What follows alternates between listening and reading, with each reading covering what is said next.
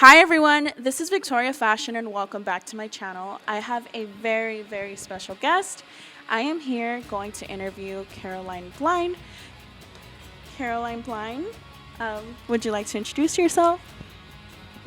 Hi, I'm Caroline from Sunshine Blind, and I am now doing my solo project. I released my album, The Spell Between, in 2020. Check it out. What inspired you to want to become a musician? Music. Just music. I've always been infatuated with music, with doing music, and listening to music, seeing music live, and those are the things I still do, and that's the way I relate to the world and express myself and work out my karma and everything else. So it's always been something that I was going to do, always.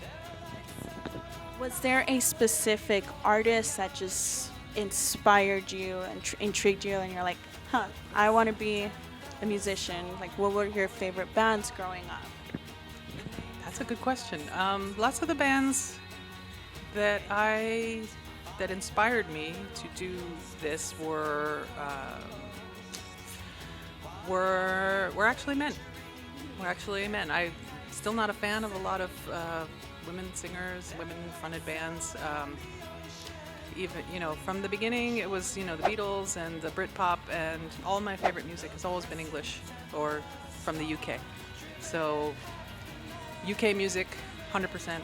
As soon as I heard any of that from Bowie, T-Rex, anything like that, going forward. In the 80s, it was Duran Duran that went on, and I just knew that that's what I wanted to emulate, and that's what I wanted to do. What exactly intrigued you of the gothic subculture, that as a musician? That is also a good question. Why goth? I don't know. I mean, we all just find something that resonates with us, and that's what resonated with me when I heard the Bauhaus and the Mission and the goth bands. That it just spoke to me directly, and just seemed to cut through all the pop and all the uninteresting stuff and got to the meat of the matter. So that's how I chose goth. So are you the sole founder of Sunshine Blind, and how long were you playing in that band in particular? No, I'm definitely not. I feel that music needs to be a conversation. Lots of people are perfectly happy to make solo music by themselves, make the entire album by themselves. I am not. I feel like conversation is what music is about. You have to have a partnership with someone, and that's the way it works for me anyway. I think most people, otherwise it feels like you're in an echo chamber. You're just doing, but some people appreciate. I'm not against it. I'm just saying that's not how it works for me. So so no, I knew I needed someone else, and I auditioned people in the early 90s until I found a guitarist, and that was the core of the band, the guitarists and myself. It's a call and response. It's a conversation. We write. They write things I wouldn't think of. I write things they wouldn't think of. I write things in response to what they play, and they write things in response to what I sing. So that's how I like to do music, and that's how I feel it works best. And so no, there was definitely my guitarist Charlie, who was later my husband, is the founding member. All the music was his. He gave me completely finished songs, and I would write melodies and lyrics over that, and that was the core of Sunshine Blind. How was it like growing up in the 90s and being a part of the subculture? When you're growing up somewhere and you don't realize that it's any different anywhere else. I grew up in the 90s. In the early 90s, we started the band, and we were in the New York scene. There was tons of bands all over, and I just thought that that's how it was for everybody, and that's how it was everywhere. And I was disabused of that notion when we moved to San Francisco in 1994.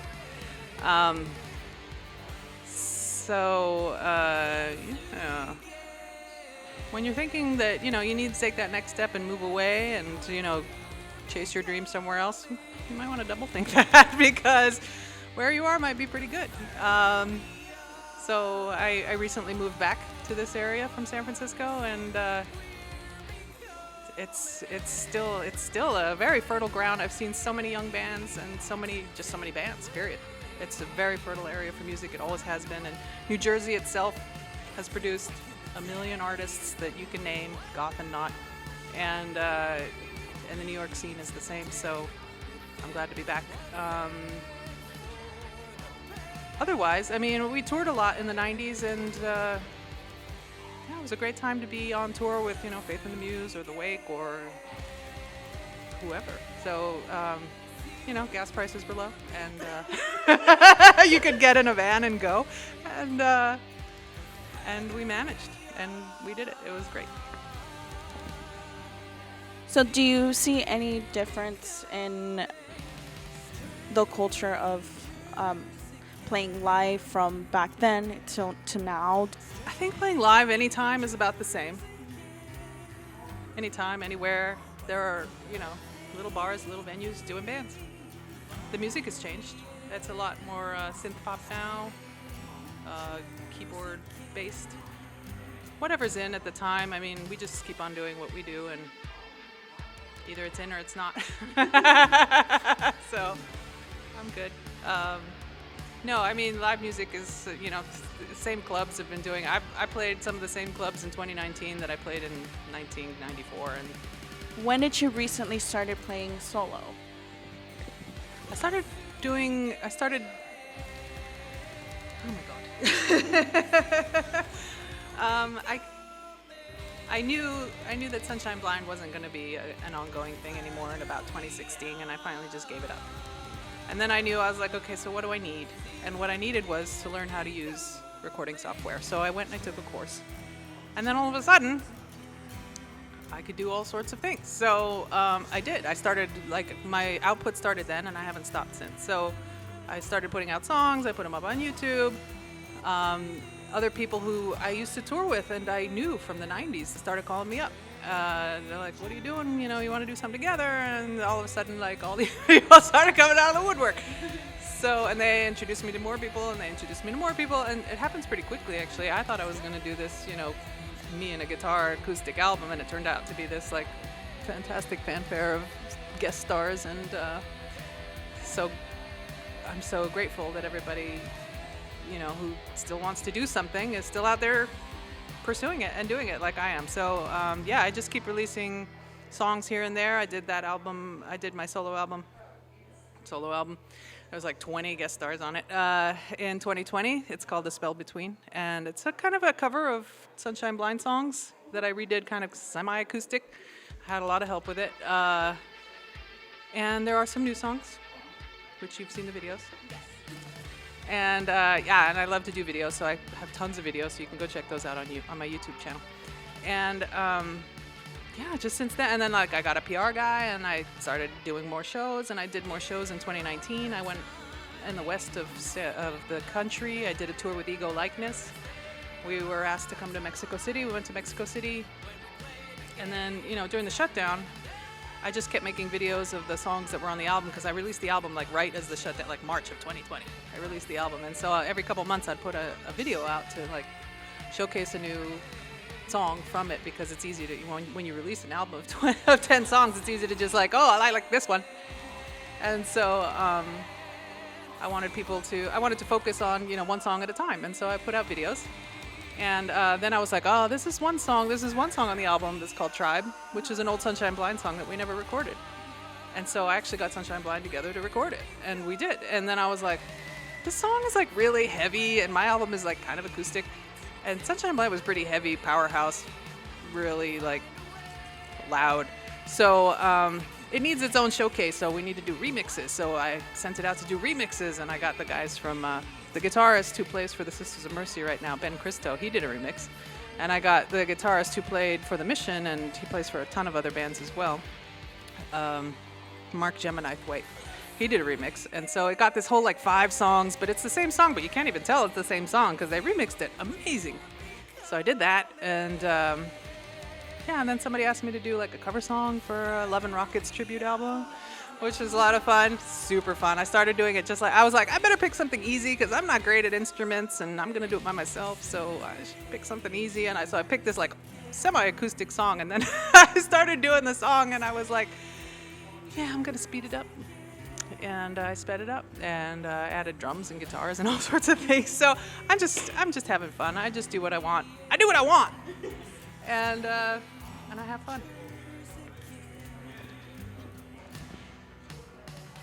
So, do you think now moving back to Jersey has your creativity has sparked way more when you were living in California? Well, like I said, I moved back to New Jersey during the pandemic, and I'm originally from New Jersey, so I'm so glad to be back. But I'm definitely free from distractions. When I came out here, I bought a country church to live in, so I live in a church. And I put my studio there, so I'm totally free to work on music anytime, day or night. And that's kind of what I do. So yeah, I'm totally free to experiment on things, have people over, record, do videos, whatever. So yeah, I think so. It's afforded me the space to work on things that I've had hanging out for a while and pursue. So a lot of the songs that you write and sing about include themes of mysticism, occult. Are you a practitioner of any form of witchcraft? No. I am not. I am,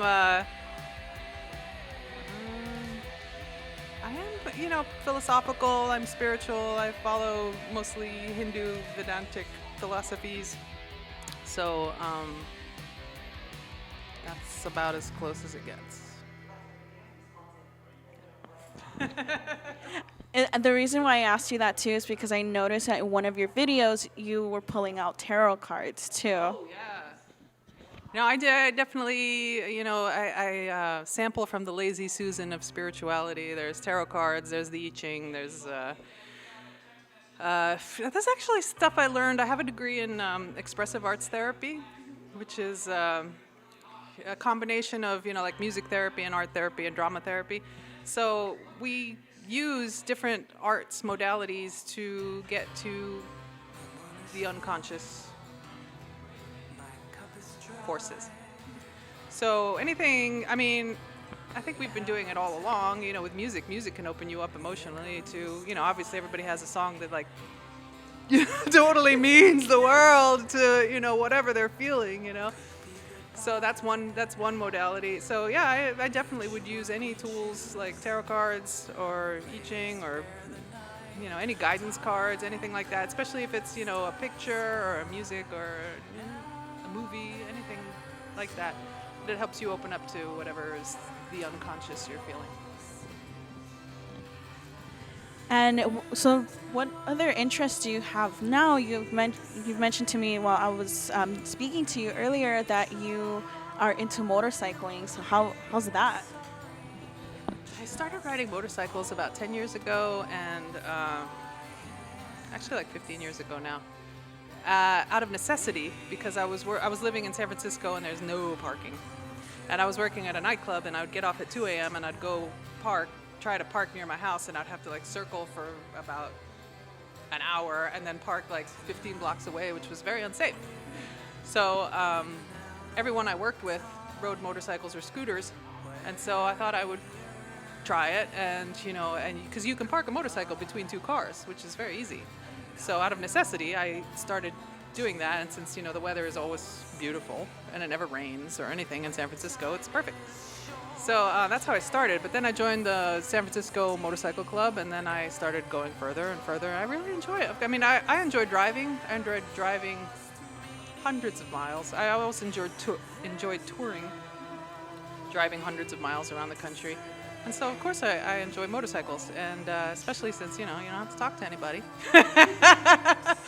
And it's kind of a solitary thing. Even if you're riding in a group, it's like you and your helmet for hours, and then you stop, and then you get off, and then maybe you talk. But, yeah, somebody told me once they took their kid on the motorcycle, and they took the kid on the motorcycle on the back, and they went around the block, and then the boy came off, and he said, "It's like sticking your whole body out the window." Which it is. You get the smells, you get the wind buffeting you, you get the whole thing. So it's like standing on top of a train, and of course, why wouldn't you like that? So yeah, it's super fun. What are your future projects in regards to your solo career now? Are you planning to tour pretty soon?